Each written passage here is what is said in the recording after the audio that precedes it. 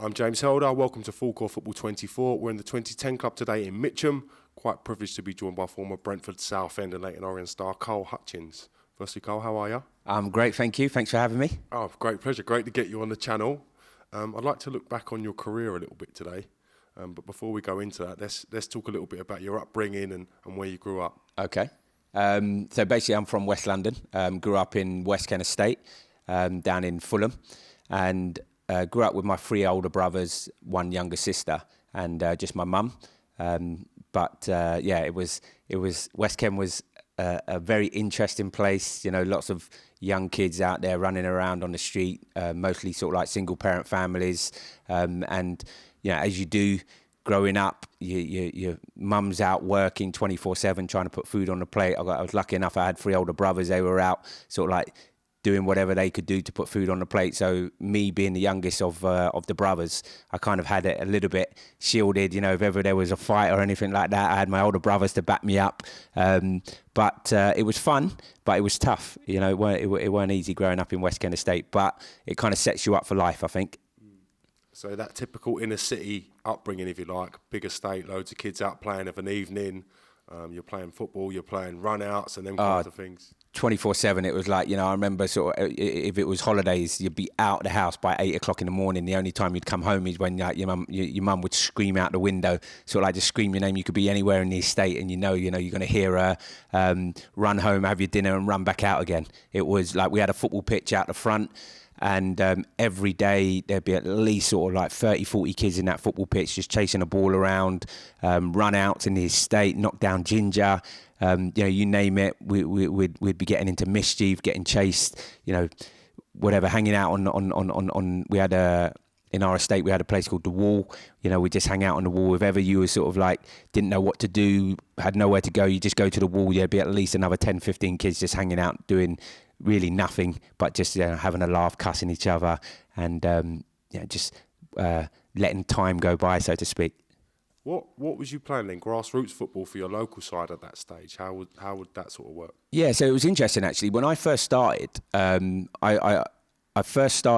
used to watch in the football pitch. We used to have an event playground, and that was called Faxton, and I used to go and watch the team train every day, and I was sort of like, I don't know, 5 or 6, and the team were training, they'd train, and I'd be like, I want to play, and they'd always say, no, you're not good enough.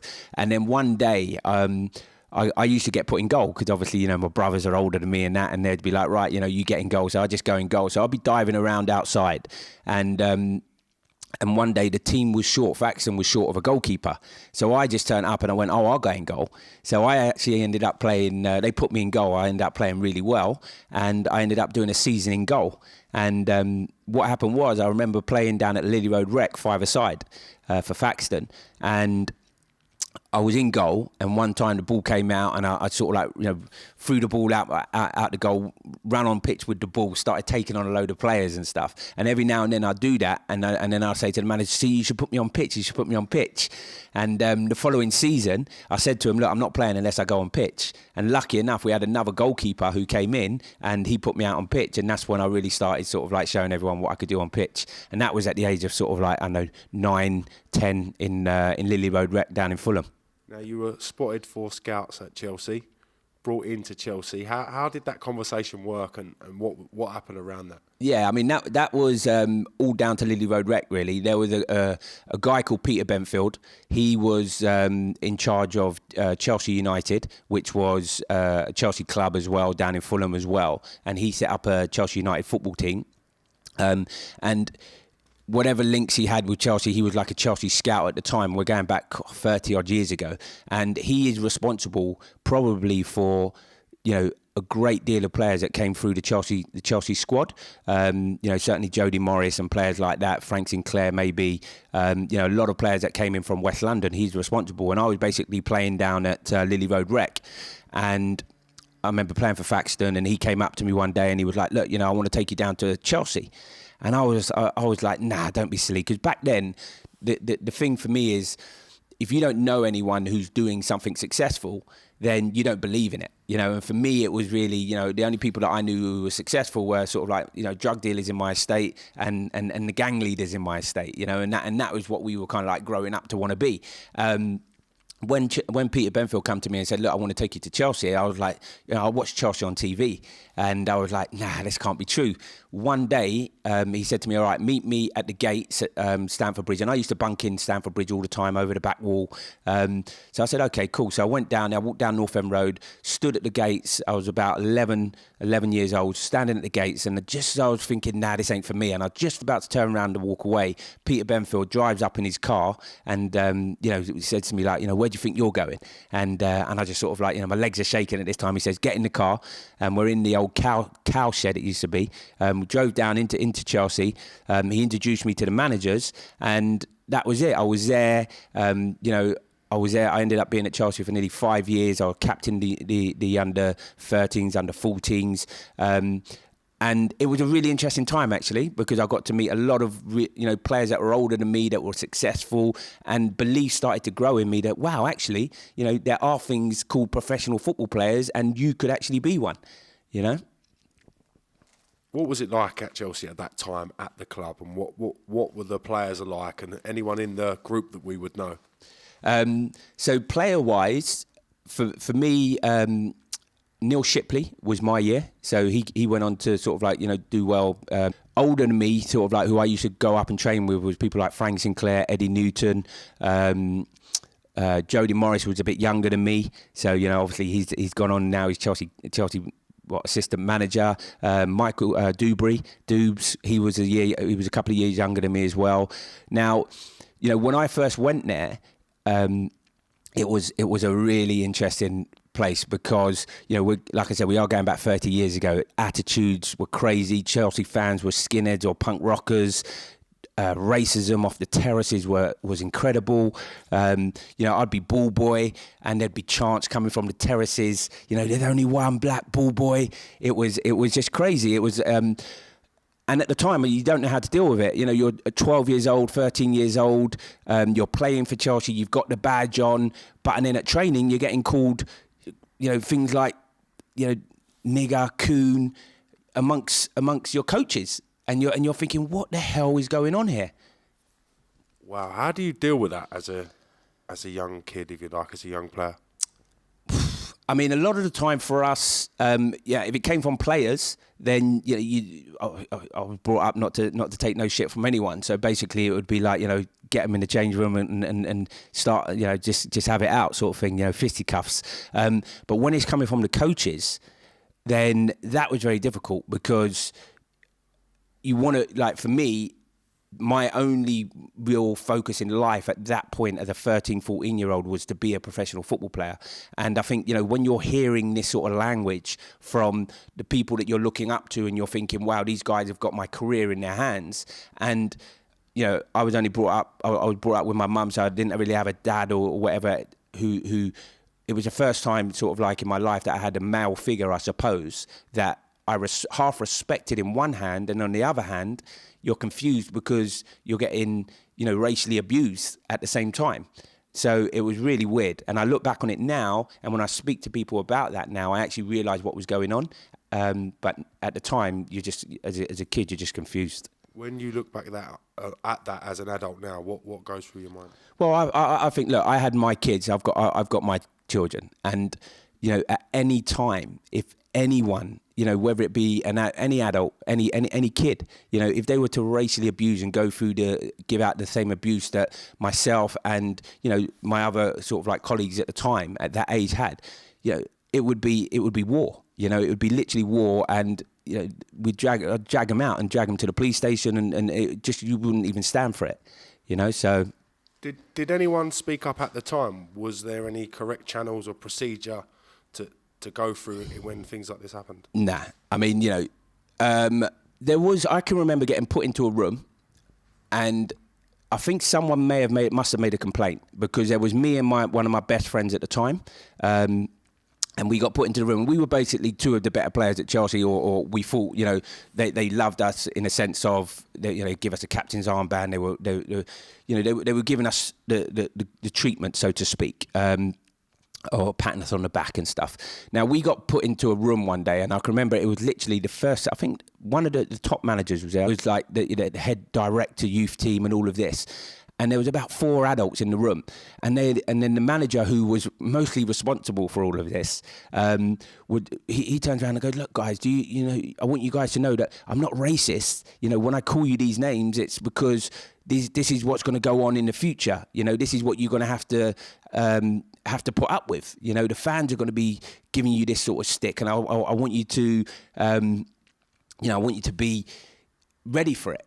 And all the other guys in the room were sort of like saying, yeah, and backing him up, in the sense of, so again, from our point of view, we come away thinking, oh, right, so they're just doing it to toughen us up, and then they get up, and then as you get out of the room, they say like, all right, so, off you go, gollywogs, and you're like, it's crazy, but like I said, as a young kid, you're confused, you don't know what's going on, and all your dream is to be a professional football player, and you're sitting there and you've got all these people who are literally, managers of your first team, your reserve team, your youth team, all there, just kind of backing it up, so to speak. Racism, as we've seen, has been more highlighted in the game recently. There's been so many projects and programs to get racism out of the sport. Do you think it's been a problem longer than what it's been documented? Look, racism's been a problem since I was 11 years old. The first time I witnessed racism within football was my first time into the Chelsea changing room. I sat down, I'm an 11-year-old kid, and one of the other boys looks across to the other boy in the changing room and goes, "Oh, not another nigger." That was my introduction into the changing room at Chelsea. That was, I'm 45 years old now. We're going back over 30 years, 34 years, and today, we got people like Raheem Sterling and all these guys at the international level that are still going through this stuff, that are now really pushing forward and starting to put their foot down.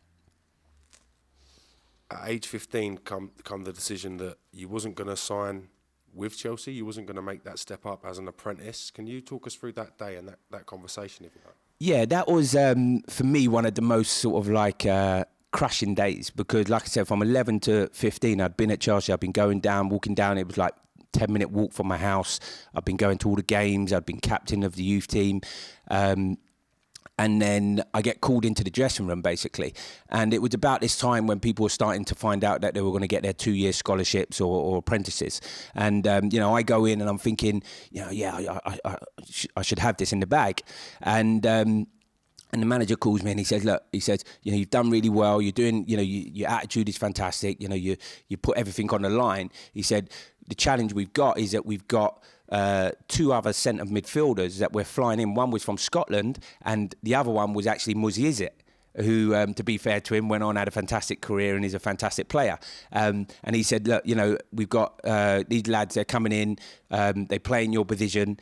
If you stay, we don't feel that, you're going to benefit from being here. So we're going to let you go, basically.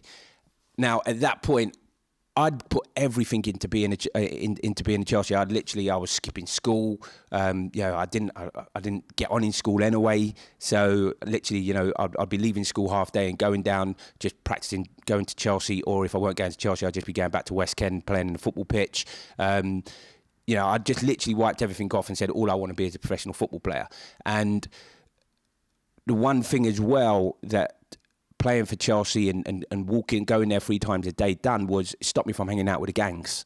Because in West Kent, literally from the age of 13, 14, everyone was just trying to make money one way or another. Whereas for me, I was so focused on football, it kept me away from that. So I remember within a week of not getting told that I wasn't going to get an apprenticeship, I'd gone back to West Kent. I was hanging out on the estate. I'd got arrested. My mum was coming down to the police station to pick me up. And straight away, you just start to think, this is going to spiral out of control very quickly. How did it correspond then that you were going to make the move to Brentford, or there was a chance that you could potentially make a career at Brentford. Yeah, I mean that was again. I look back in my life, and I think at certain times I was blessed, from someone looking over me. And with Brentford, I think at the time it came at a time when I was like I said, I was getting in trouble. I was hanging out on the estate, and one of the play leaders or social workers, he wasn't actually a social worker. He was like a youth leader that was literally like my mentor at the time. He really sort of like looked after me, and he used to just speak to me and say, "Look, Carl, you got to do better. You're not one of these kids who's just going to go and get arrested and end up in prison. You've got so much talent. You've got to just keep going." And I can remember feeling sorry for myself, thinking that the whole world had ended, and he was sort of like there, just picking me up to the point where I think he had a friend. Or we had a mutual contact. I had a friend basically who played for Brentford at the time, and he knew that person. So somehow he just hooked up a trial basically for me to go down. It was in Shepherd's Bush in Bromyard Avenue, to go down there on a Tuesday night or whatever it was and start training. So again, he kind of like came down there with me, made sure I got there, and then from that day on, really. I trained on a Tuesday, went on a Thursday, played on the Saturday. I think within sort of like 3 weeks of doing that, they'd offered me a scholarship and said, right, we want you to stay. We want you to be on the condition that, you don't get into trouble, because they'd spoke to my mum. They knew I was in trouble with the police. So it was on that condition. So what went through your mind when you was told you were going to get that apprenticeship at Brentford? It was like the best day of my life. But again, it was the best and worst day actually, because I remember going home and saying to my mum, I've been offered an apprenticeship, but I'm not taking it. And she looked at me like, "What do you mean you're not taking it?" Because she knew it was my dream and my goal. And I was like, "Yeah, I'm not taking it." And that was it. I was very dismissive. And she was like, "Well, this is what you've been working for. This is what you've got to take it." Because I was there for about from 15 to 16, so I was there for a year. I was staying out at one of my best mates' houses at Brentford. His nan and granddad basically put me up on the weekends because otherwise I had no way of getting to the games. So when I finally got told, I was called into the manager's office, and the first team manager at the time said to me, "Right, we think you're gonna be a player. We really want you to sign. We're going to offer you a scholarship," and this is the first team manager and the youth team manager at the time, but it's on one condition, and it's on the condition that you cut your hair. Now, I had dreadlocks at the time, like Bob Marley dreadlocks, not like cool dreadlocks. I had proper Bob Marley dreadlocks at the time, and I'd had these dreads since I was 6 years old, 7 years old. So I went home, and there was no way, my mum had dreads, my brother had dreads. It was like, there's no way I was gonna cut my hair. And my mum just looked at me, and she said, "Hold on a minute. This is your dream. This is what you want." And I said, "Yeah, but they've told me I've got to cut my hair." And she looked, and for 1 minute she went crazy, But again, imagine that today, going into a job and them saying to you, "Yeah, you can have the job, but you got to cut your hair." They'd be sued, and you'd have £1 million in your bank account within a month. Back then, nothing, So my mum, she went mad for about a minute. She went to the kitchen drawer. She pulled out a pair of scissors and said, "Sit down." And that was it. It was like within 10 minutes, I'd gone from having dreads like literally down to my arse to having a bald head like this. And I was like, but she wanted the best for me, and she knew that the only way, it was two ways. It was either, I was either going to be a football player, or I was probably going to go to prison, because I'd skipped school and I was hanging out on the estate. So, she was like, "Listen, you can grow your hair back, your hair will grow back. Go and get a pro, and then you can grow it back." And that's what I said. Next day, literally, I went in with a skinhead, and that told him, "Okay, I'm serious and I want the contract." My youth team manager, Joe Gadsden, he was really like the shining light for the next 2 years. He was, his belief in me was unbelievable. At times, and I always say this, at times other people believe in you more than what you believe in yourself. And with Joe, literally every day I'd be thinking, "Oh, I can't do this, I can't do that." I was probably one of the skinniest boys out of the group of 20, and he'd just give me a program and say, "Right, you go in the gym every day," and his belief was just immense. So you know, I worked at, it was for those 2 years, I can honestly say I probably worked the hardest I've ever worked in my whole life to be a professional.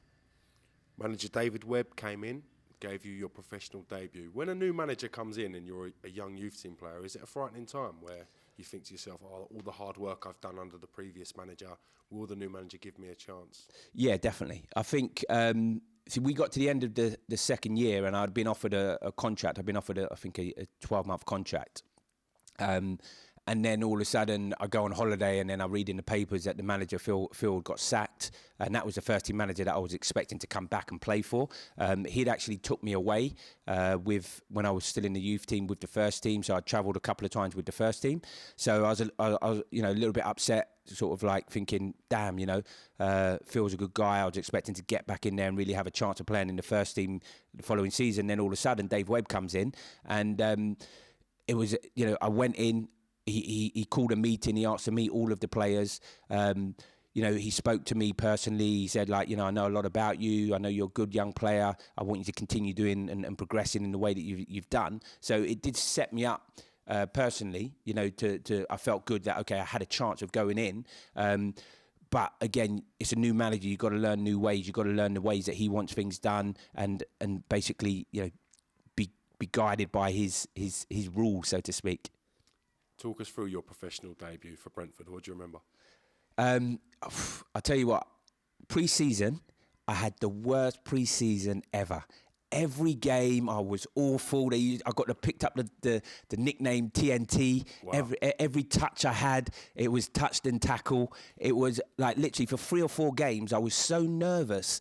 You know, training with the first team squad because I was, you know, I'd gone from 17 to training with the first team squad every day. Like people like Marcus Gale and Terry Evans, who'd been at the club for sort of like 15 years, and I was just so nervous. So it took me literally 4 weeks to actually calm my nerves before every training session. And I just thought to myself, I'm never going to make this team. And I can remember at half-time I was sub for 1 game. And it was about a week away from the season. I was sub. And I could remember Webby was screaming in the dressing room. So he was shouting at the players. And he was telling them what he wanted them to do. So basically, I don't know, let's just say it was, I want you to, every time you get the ball, I just want you to control it and put it into the channel. Let's just say it was that, yeah? And none of the players would do it. And then when I went on at half time, I think I went on or whatever with 20, 30 minutes to go, I just done exactly what I'd heard him telling these other players to do. And I come off, and I remember like he just came up to me and he goes, that's what I've been looking for, that's what I've been looking for, that's exactly what, like, you know. And I was thinking like him thinking that's what he'd been looking for in a sense of me actually playing, you know, because I hadn't played for like four weeks. But actually what he was meaning was, the way he wanted the game played, the way he wanted his players playing, that's what I'd done. So the following week, on the Friday, again, you know, nothing. We'd done a bit of training on the Friday. He didn't announce the team. Everyone, he wanted the whole squad in on the Saturday morning. I go in and my name's on the board. I'm thinking, what is going on here? You know, it was the most unexpected thing ever. And the thing was, my name was on the board and he'd left out one of the fans' favourites. So straight away off the bat, and one of the dressing room favourites as well. So straight away off the bat, I'm kind of like, you know, all the players are looking at him thinking, like, he's not turned up the whole of pre-season. Now he's in the team, is the pet of the manager, you know. The fans are thinking, you know, we want our favourite playing. So literally, I'm on the pitch, and every time I make a mistake, I'm 18 years old, I'm getting booed. Like, not in my debut, but like, you know, going on. My debut was fantastic. You know, on my debut, it was Exeter at home. And I think I got man of the match. I was that good. You made the transition from apprentice to full-time professional player. What was it like then? What was that transition like? You're now an established young first-teamer.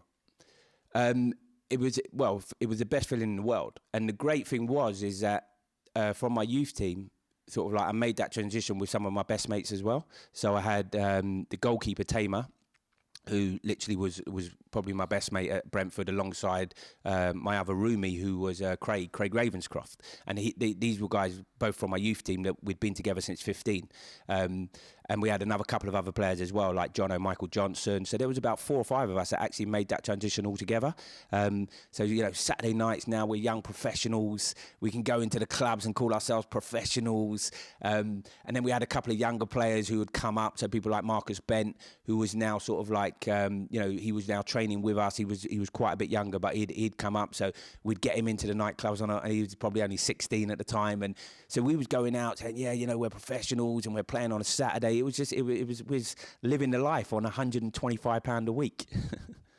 When did your money start to go up? Was it an instantaneous thing? As soon as you got into the first team, you'd get a better contract, or was it a case of waiting and seeing what the club came back with? Well, unfortunately, it was nothing like what it is today. And this is the thing. I remember sort of like, I used to go around to places and people say, yeah, you're a professional, man, you can buy the drinks and stuff. And, we was on, I think as apprentices, we were on £39 a week, something like that.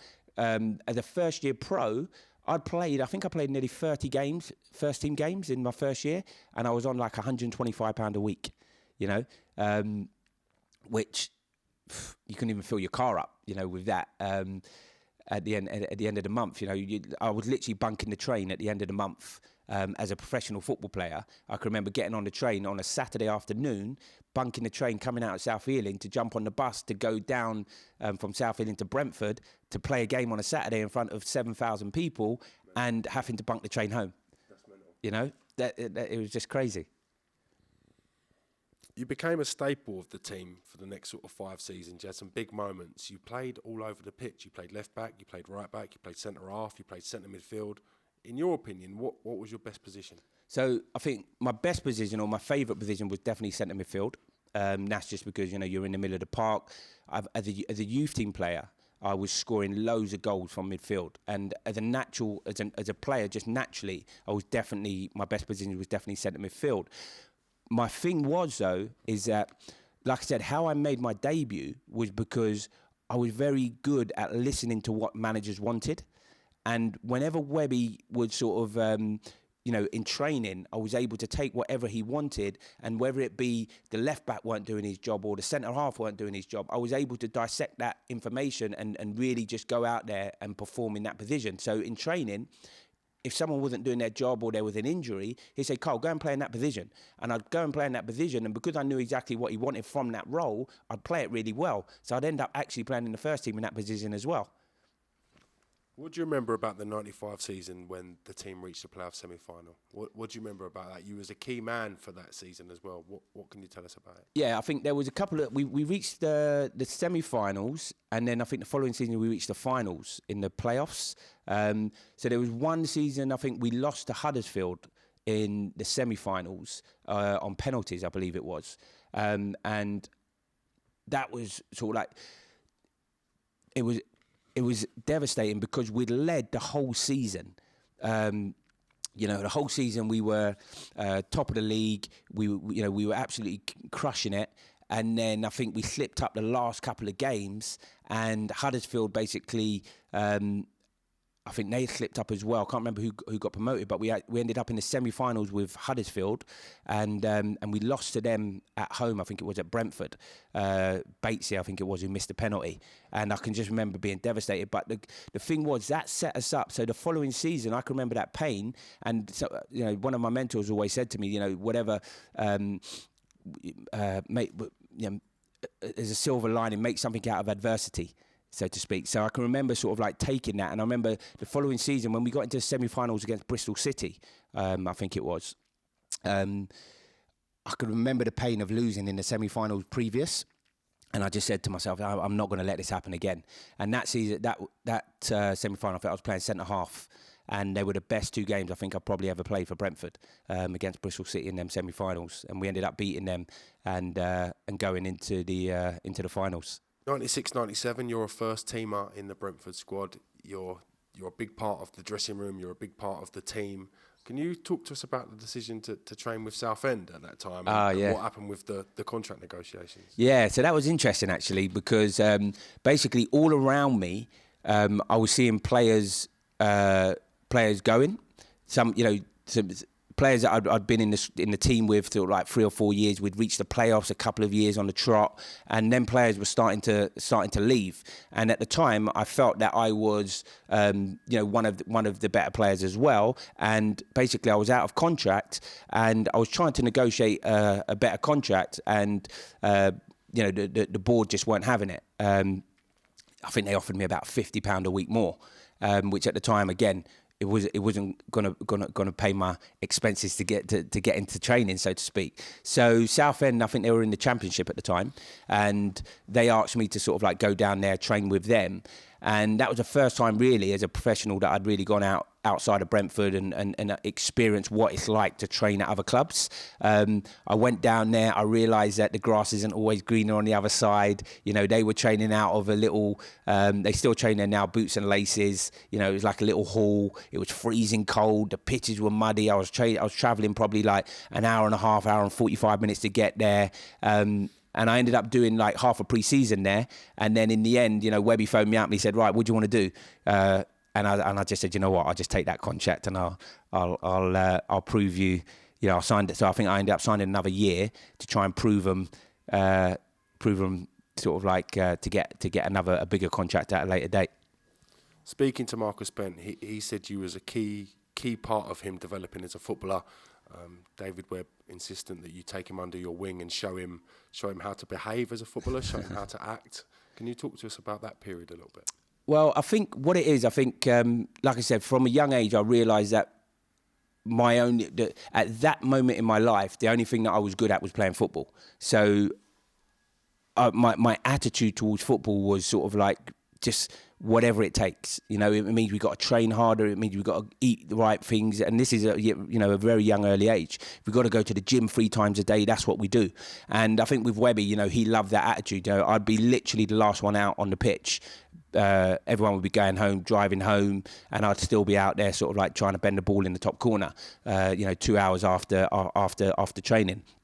So I think with Marcus coming in as a young player, we had a lot of older players who literally, training would finish, they'd be off in the pub. So he was probably thinking, well, let's make sure that Marcus was a special talent coming through.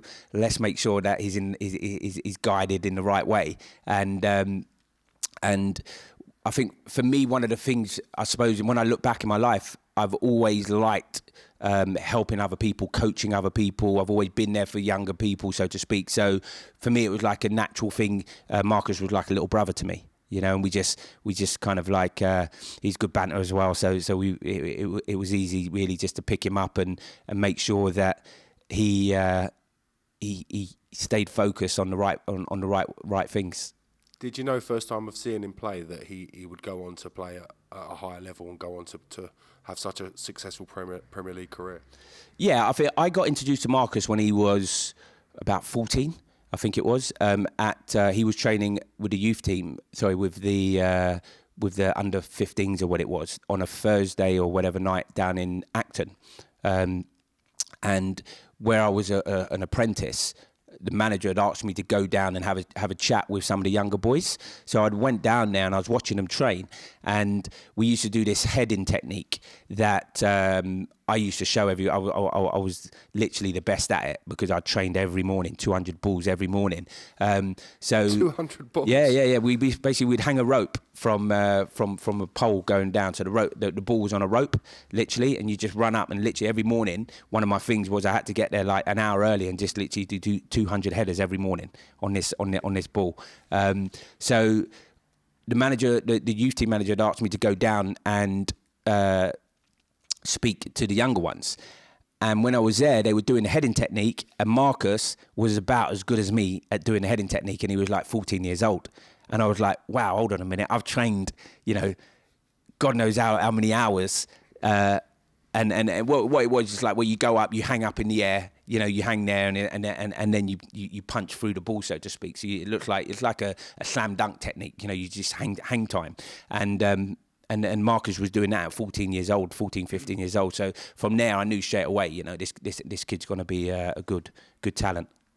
So after the playoff finals, 97-98 season, you had probably one of the most successful seasons of your career.